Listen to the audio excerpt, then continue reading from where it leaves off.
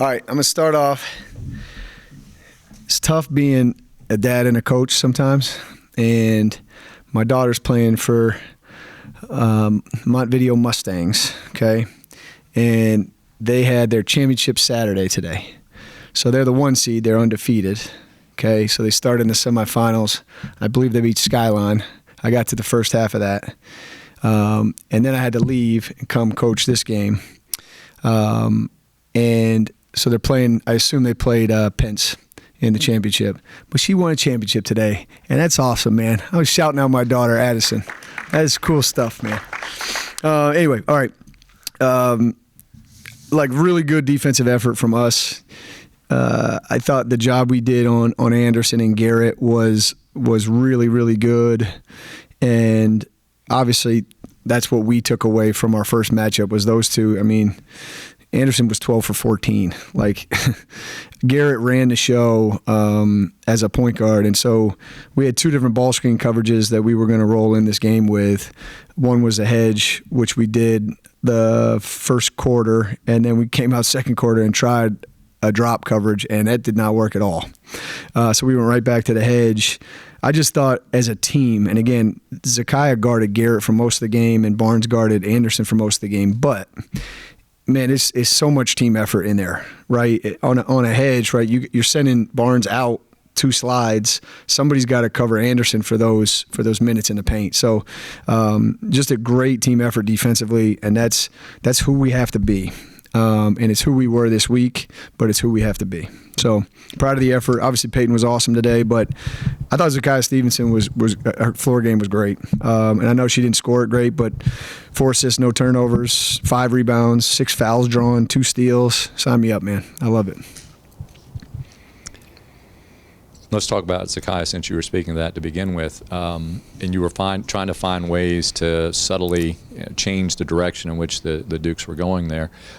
Before I get to that, actually, was this the us week? Did you say this is us? Can you say this is us after these 2 games? Yeah, that's the idea, right? And I don't know. I hope I don't have to remind anybody of. Right, we went into this week talking about togetherness and discipline, and that when we are ourselves, when we are us, we haven't let ourselves down, right? So like, no, this is who we are. This is what we're supposed to be, and it just worked. So, yes. Okay. Right. This is us. Right. I hope you can see it in the points. I mean, that's an easy way. But so this takes me back to Zakiah. So these are back-to-back games where she has had more assists than turnovers. You couldn't say that. Correct. This is a reality. The 7 games before that. Correct. She was scoring. So now as you're tweaking things and you're bringing in Walton a little bit, what's the result that you're seeing? Are you getting the result that you want out of that, and how is that affecting the other personnel? Look, it's a good question. It's a really good question because there's 2 ways I'm going to answer that. One, she needed to improve. We sat together, and she was shooting the heck out of the ball. She was shooting 45%, but her assist-to-turnover ratio wasn't good. I don't think that was for lack of trying, right? I think it was we've been programmed to get the ball to P. Now, like you start with Coastal. Coastal doesn't let P breathe, right? Doesn't do anything on top of her, double team. But like now she has to score a little bit more, does, right? Great. But I think it's a similar I've used this before, but like a pendulum swinging, right? And so we go 5-6 games. People are like, okay, let her shoot, see what happens. And she's shooting it well. And I think she's not trying to not be a point guard. I think they're making it harder. And I think, could this be, now people got to pay a little bit more attention to her? And is it opening up some other people? Peyton, Bree. I mean, Bree was able to get to there. Bree had a great week as well. I mean, shooting 50%, right? And I think does that pendulum swinging back and forth a little bit? So what I've told Z, and I mean everything I say to her, is that, look, I'm going to pick at you playing as close to perfect as you can. And what does that look like? It doesn't look like 1 for 8 and 4 assists, no turnovers. No, I want to be 5 for 8, right? So it's just a different thing that we got to work on. And the goal is we get both. And that's the toughest part about being a point guard. But that's how I'd answer the question is like, we're trying to get both. And I think some of the clarity that like, I don't want you to never score basket. That's not what I'm looking for. That's not what I want from a point guard. I want a point guard's job is to understand what we need when we need it, right? And hey, they're doing this. Ooh, I can take it. I can go over there and score. That's what we need at the time. Maybe we need a 3 at the time. Maybe, hey, and she's getting really good at this. Hey, Bree just took a charge at that end. Let's call a play for Bree. And like that to me is a point guard, and that's what she's doing, and she's learning. And I've had more time with Z this year than by a mile than last year, and that's what I think it's doing is building a relationship of that and knowing I'll do the same for her. If she's down there making something happen on the defensive end, hey, let's call this play for you. And I think that's how this has got to be. But she was great as a distributor. Yeah, and I want both, and it's good. Winning is the whole key, but yeah, I think when she's on and P's on, and I'm not losing my mind, I think we're pretty good.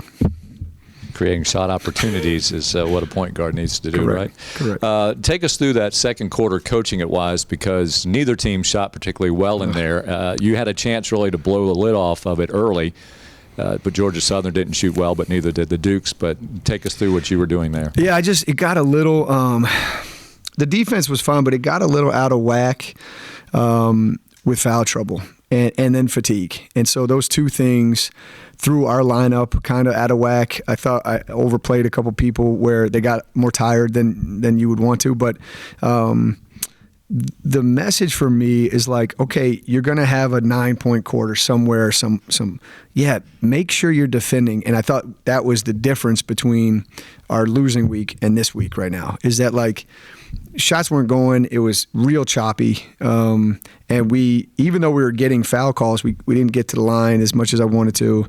But your defense and your rebounding kind of toughness wise kept you in it and kept it the score where you wanted it to be. But, That's was my read on the whole thing until I watched the film. We were playing Barnes at the 5, and then we wanted, like, they're such a tough matchup, man. Like there's a time, I'm putting Gemma in the game because I put Gemma at the 5 today. She never played the 5 in her life, but it was like they're so small. They're 5 guards. I didn't want BMAC out there trying to guard one of those guards. So, I thought that's what my assessment was of kind of the second quarter was our defense was able to keep us in it when we got cold or disjointed kind of thing. Obviously, Grace had a good game today, but something that kind of jumps out about her is for the season she's got more than twice as many offensive rebounds as defense. Did you ask her about this? I did. I don't know if she was prepared to give me a great answer. I'd love to know what she thinks about it. It's perplexing. But the opposing 5s aren't grabbing a lot of offensive rebounds when she's in the game either. So I was wondering, is it that, is she doing a good job of keeping them off the boards, and maybe it's just Peyton or Shanti or who ends up with the ball? Or I'll follow up on that after you answer that.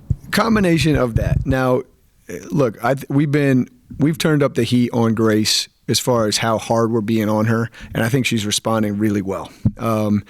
Coop was making her do so many push-ups the other day in position split. I was like, arms are shaking as she was doing them. But it's what she needs, man. She's got to toughen up, right? Because she's not built like an ox, right? She's a flexible. That's why she can make some of those transition layups with her body contorting a different way. So yes, we're trying to toughen her up, and I still think she needs to be better on the defensive glass, but I do think Peyton and Barnes' urgency on the defensive glass, you're going to run into them. You really are, right? And you combine that with her, we've programmed her to run the floor as well. So I think there's a lot of, and I'd love her to rebound more, so that's my answer. But I think it's like, boom, ball's up. Oh, there's Ashanti. Let me get a 2-step head start. I think she's doing that more than making sure she goes and gets the rebound. But it's remarkable because she can rebound. She's showing you that on the offensive end. And I think maybe it's just too much of a fight for him on the defensive end because we got 5 people trying to get it with urgency. But I've never seen anything like it. I've never seen anything like it. And it's repeatedly. It's crazy. You mentioned Coop, and like she obviously was also a great offensive rebounder, but she did it on both ends of the floor. But there's similarities. is she benefiting on the offensive side a little bit from, if you go double off of her, then you got to go find her to block her out, and that allows her to get some of those putbacks. Is that one of the keys for her? Well, I think like similar to my pendulum thing, I don't think I don't know, but I don't know what Hannah Hayden looks at, right? If I'm Hannah Hayden, I'm not looking at Grace McDonough first, second, third, or fourth, right?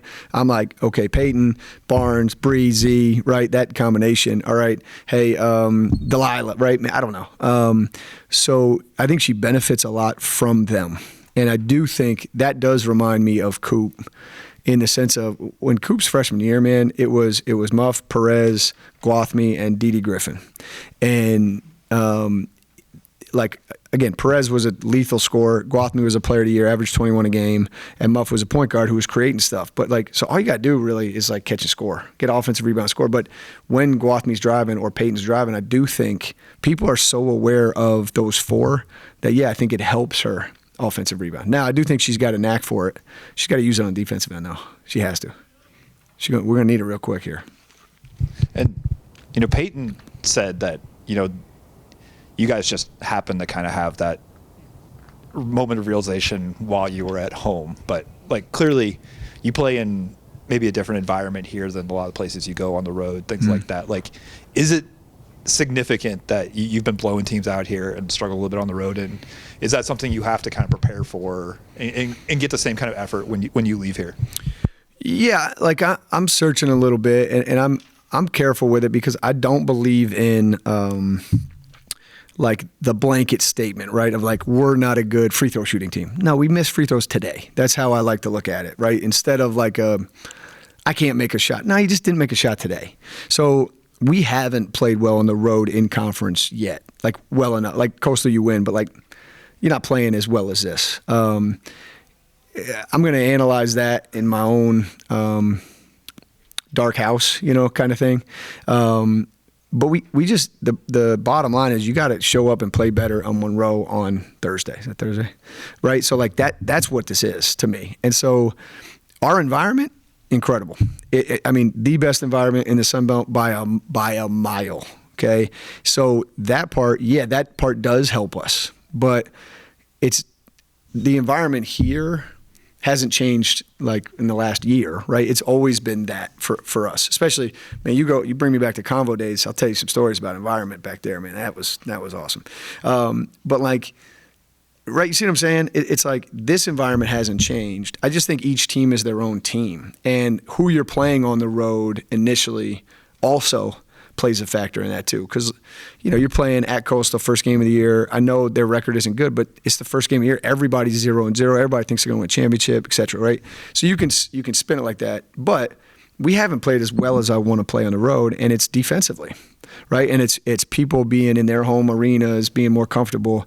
We have to step up in that. That will be part of my conversation with Monroe is we got to be better, man. And I don't care if it's outside, inside. We got regular balls, we got Nike. I don't care. We got to be better, and teams in the past have. So I'm not ready to say blanket statement. I just think it's we have a great home environment, which we love playing in front of. And I'd leave it at that, I guess. And sometimes people roll their eyes a little bit at something like this, but occasionally you'll go someplace where it's basically just family and friends in the crowd compared to what you've seen here. Is it ever more difficult to get them up or focused in that situation? Yeah, I think there's always a challenge with that, and we had it in the CAA too. Shout out Northeastern, right? Northeastern, I would have more family and friends there than Northeastern sometimes. It was crazy. So yeah, I think there's a little factor in that, but that's when you're building a team and a mentality, it's got to be, it doesn't matter who, what, where, when. It can't matter. It can't. Now, human nature, right? Naturally, if you're up 40, you're fighting human nature, right? If you're down, whatever, you're fighting human nature. If you're playing in a packed arena, you're still fighting a different human nature, right? Maybe it's a nervousness. Maybe it's oh my God, there's 8,000 people here. But you're trying to build a team and a group of individuals to be as consistent as you can, regardless of the atmosphere. But I'm sure, man. I remember very early on, we were at Clemson, and this is maybe my first year, second year with Kenny, and Dawn Evans was playing, and her dad was sitting across. Nobody's at the game, and like he literally whatever he said, we could all hear, and it was just like. It's like not even the middle school game I'm at earlier today. You know what I mean? Like it's just nuts. I do think it affects players. The idea is to get them in a way that it doesn't affect them that much is the goal anyway. Beautiful. Have a great weekend, everyone.